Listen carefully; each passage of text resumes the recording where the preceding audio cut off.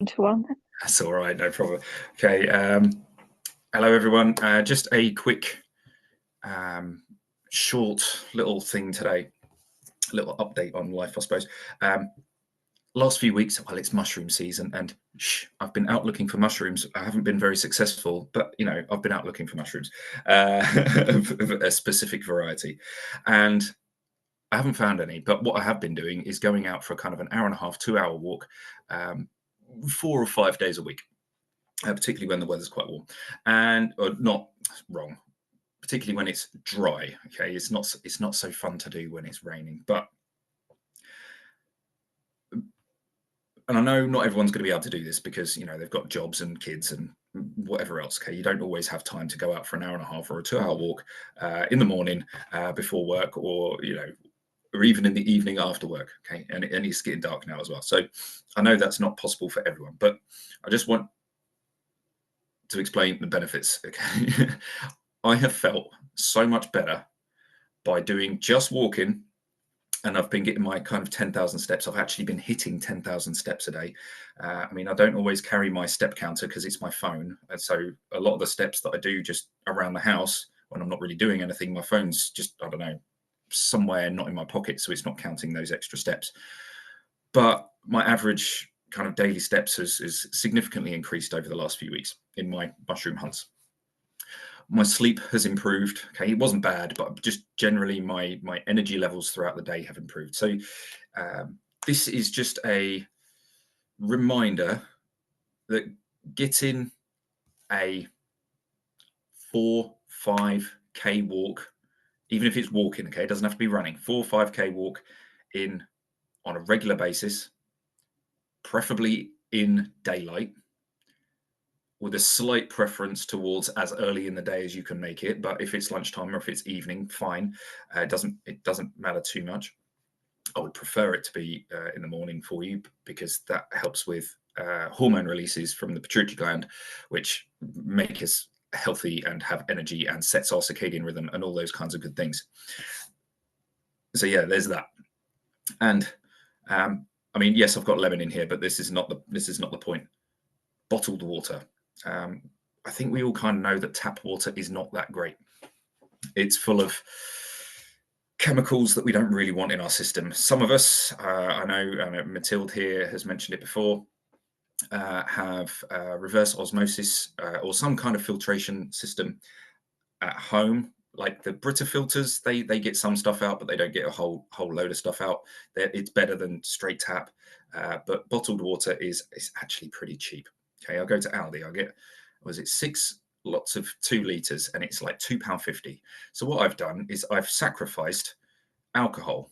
I don't even drink. I'm not even drinking 0% beer at the moment, which is what I was doing.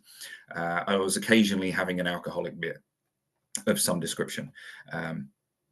Maybe 1, maybe 2 a week at most. And I've gone, do you know what? Let's the £5 that I would have spent on beers, okay, a 4-pack of either non-alcoholic or alcoholic beers, I've gone, do you know what? I'm going to change that, and I'm going to buy water instead. And again, there seems to be a difference. Okay, I'm just aiming to drink 1 of those a day. Okay, so that's 2 litres. I'm having teas and coffees as well, with regular tap water for my hot drinks. And I'm having 1 or 2 pints of tap water a day. So my water intake is, not including teas and coffees, probably about 2.5 to 3 litres a day. Including teas and coffees is probably closer to 4. But I don't really count those. Yeah, hang on. Not all bottled water is mineral. Okay, let me just pause the recording. So yes, I think Matilde is, I don't know if people can see the comments as they're watching this back on replay. So mineral bottled water, ? Not all bottled waters are mineral, correct. Right, so this is marketing. Okay, you need to be aware of marketing when it comes to this. So stuff like Smart Water, that's essentially tap water that's been filtered in a factory by the Coca-Cola Corporation and marketed to you as healthier than tap water. So what we're really looking for is spring water. Okay, so this is the cheapest of the cheap from Aldi, still spring water. It is the same spring as what they sell as the Sainsbury's kind of own brand water is the same. Okay, it's the same. It's just the Aldi one is cheaper. Um, so there's a guy I follow on TikTok called Beardy's Fine Water or something like that. He trained himself. He basically he's I like his story. He bought a pub 5 or 6 years ago, and in that pub they had a spring, and because he's got a spring attached to the pub, it's like it's in the garden or whatever. The I don't know, the water testing people, whoever they may be, I can't remember the name of the people who come and do that. Because he'd newly bought the pub, he'd become the landlord. They had to come round and kind of retest the water. The previous owner had the water tested because he had to. It was the law to make sure things were safe and there weren't pathogens like flying around in the pub, and because it's a public place. And they tested the water and they said to him, "Hey, look, this water is quality. Okay, you've got really good spring water here. You should really start selling this stuff." And he was like, "Well, why didn't the guy before do that?" And it's like, well, we told him, but he wasn't interested. So now this guy's over the last few years has built up his business. He's got like a water processing plant attached to his pub. I don't even know if he's got the pub anymore. Maybe he's converted the pub into a water processing place. I don't know, but he just talks about water all the time. And kind of mental health in men as well, but mostly he talks about water and kind of the quality of water. So you're looking for things like sulfites and TDS, which is total dissolved solids. I've learned quite a lot from this guy, and he's basically saying like Aldi spring water for the price is one of the best things you can get. Okay, it's one of the best you can get because it's made at the spring. Hey, he has a bit of a beef with Buxton, who are kind of local to him, but with a different spring. Because Buxton say it's bottled at source. Okay, but what Buxton do, they have a 2-mile pipe from the source to their processing factory. Okay, where they bottle everything, their bottling plant. Okay, and he has a bit of an annoyance about that because it's like a 2-mile pipe. So it's not really bottled at source. It's bottled fairly close to source, but it's not bottled at source. Whereas he's like literally it's from his garden into his pub, which is probably not a pub anymore. He's maybe got like 50 to 100 meters worth of pipe. So his really is bottled at source. His is called Crag Waters, and it's bloody expensive. It's like the price of beer, but maybe it's better quality. I don't know. So the other good thing about kind of spring water is the kind of the mineral content. Tap water, you're not getting a wide range of minerals in there. You'll get a little bit.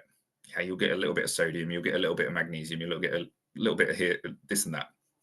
Okay, but you'll also get a whole bunch of stuff that's not very good for you.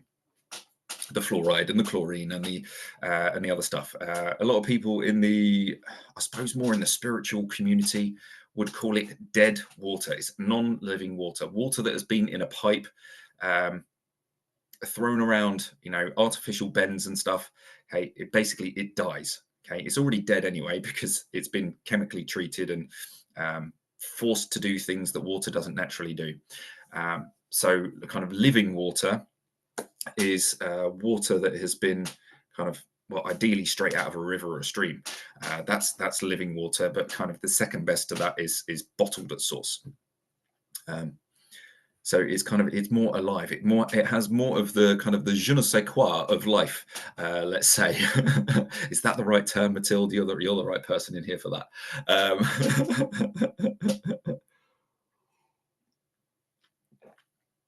It's like those baby carrots that you get in the supermarkets. Okay, they look a bit like carrots, and they are real carrots, but they've been treated with chemicals and they've been trimmed and made to look identical and all this kind of stuff.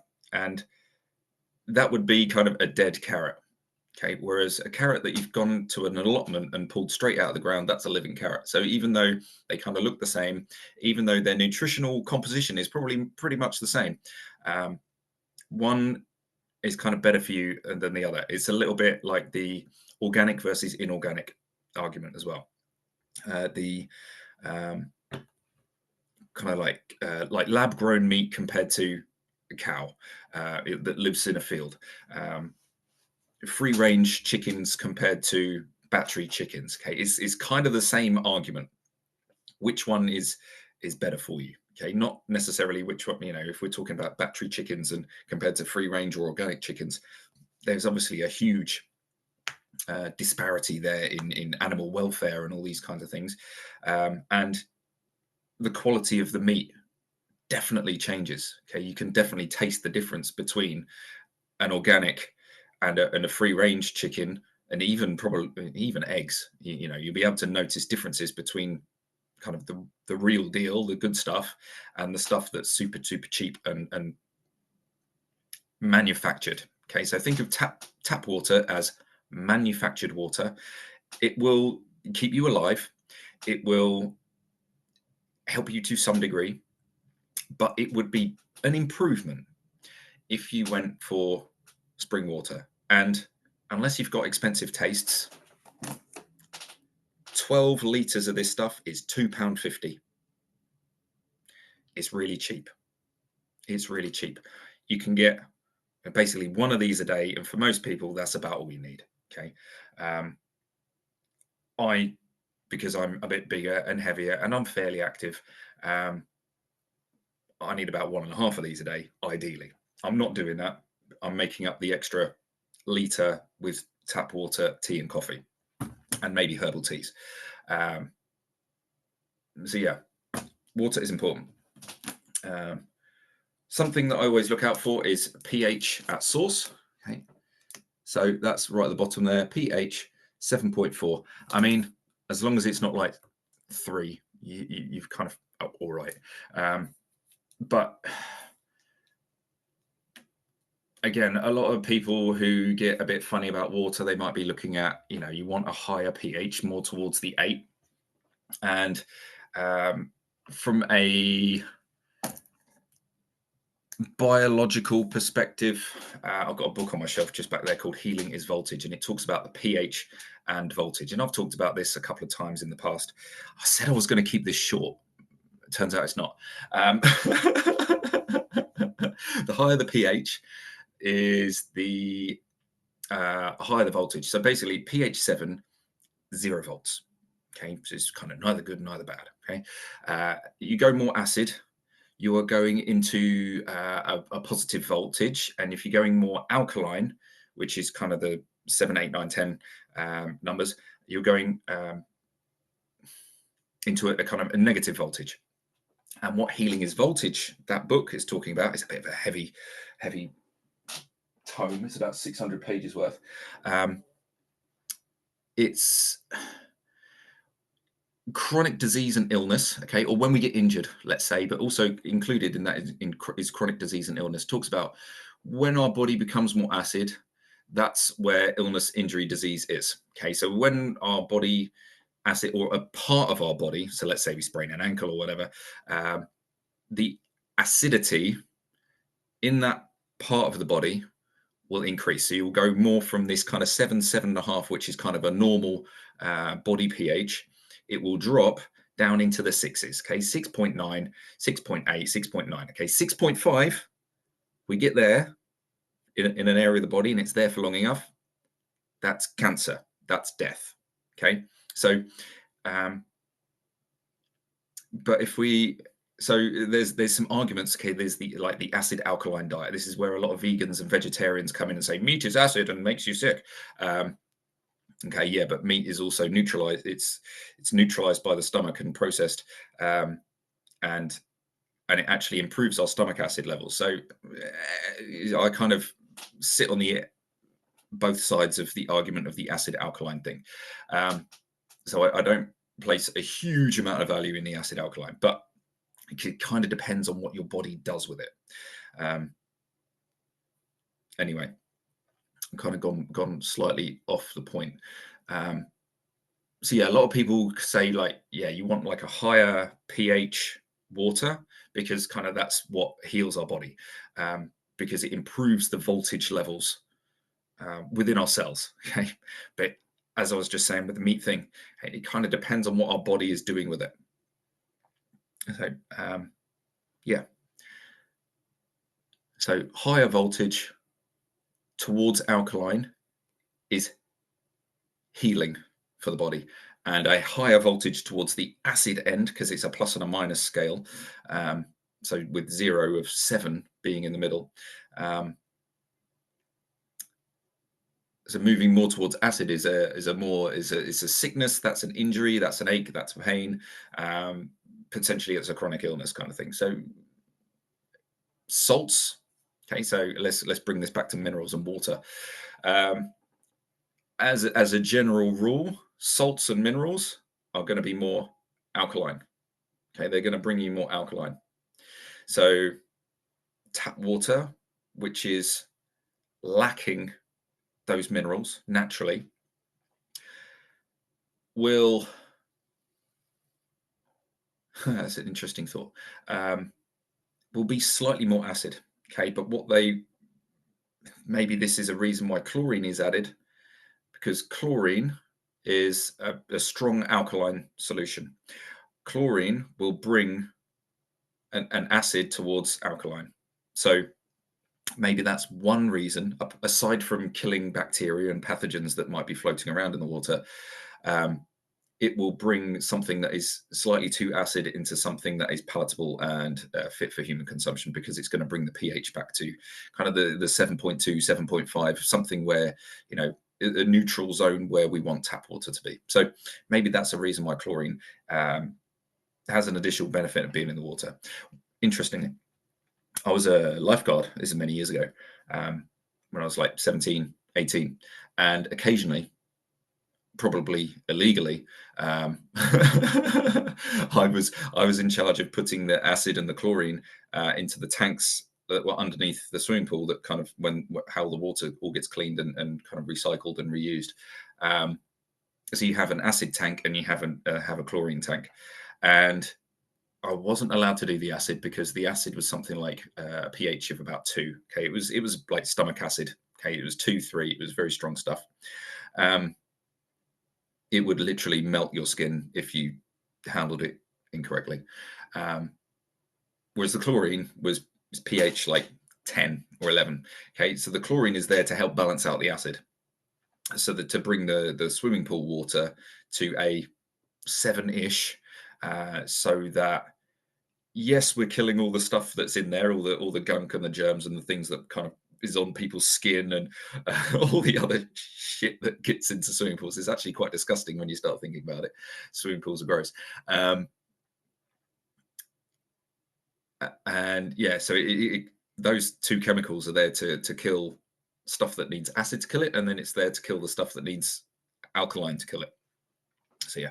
Anyway, so water. Not all water is the same. Spring, mineral. Sorry, not mineral.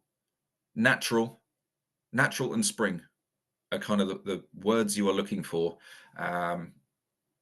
Whereas mineral water could be tap water that's been filtered and then had some minerals chucked in to kind of make it sell. So there you go. Marketing is a tricky business, okay, as a consumer, okay, because you've got to be aware of some of these things. It's a bit like I learned about this such a long time ago. Sometimes something might be called traditional, okay. So traditional Cornish pasties, okay, traditional Cornish pasties, but they're made in a goddamn factory. Okay, they are the only traditional thing about them is the ingredients look roughly like what someone who is from Cornwall would actually put in a Cornish pasty. Okay, someone from Cornwall created a company and called it the Traditional Cornish Pasty Company. Okay, that's it. Okay, that's how marketing can be. Okay, it could be full of absolute terrible ingredients, but because it says traditional, we think, oh, that's good for us, okay, because it's traditionally made, whereas it could actually be complete crap. So you've got to be aware of how marketers and how companies use certain words to convey an image of a product, and how that can influence your buying habits. So be careful when you're out there looking at this stuff and going, if a company is using these kinds of words to try and convince me to buy it, you probably don't want to buy it. It's probably not the right thing.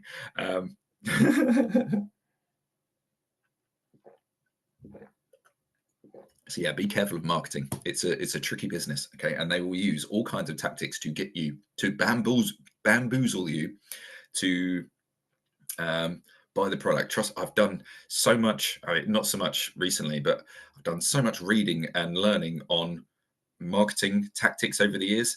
It makes me not want to be a marketer at all. I don't want to market anything. I don't want to market this. I don't want to market anything, because to convince people to buy a product, or whatever that product that is, you pretty much, you're not lying to them, but you're using certain words in a very particular way, which psychologically manipulates people. And I'm not a fan of psychological manipulation. Not in that way, anyway. Only for the benefit of you. So, anyway, with that all being said, be careful of marketing. I'm just explaining my own personal experiences with tap water and going out for long walks. Okay, I've really enjoyed it. So if you can, I would say these things are definitely beneficial for our physical and mental health. 10,000 steps is arbitrary. I didn't say that, but it is arbitrary. It's based on a study done on 1970s Tokyo businessmen. Like, what was the average step count for a 1970s Tokyo businessman? It was 10,000 steps, and these guys were all pretty slim and healthy. That's kind of what they based that number on. But is there some value in that number, despite it being just kind of some spurious kind of made up number, really?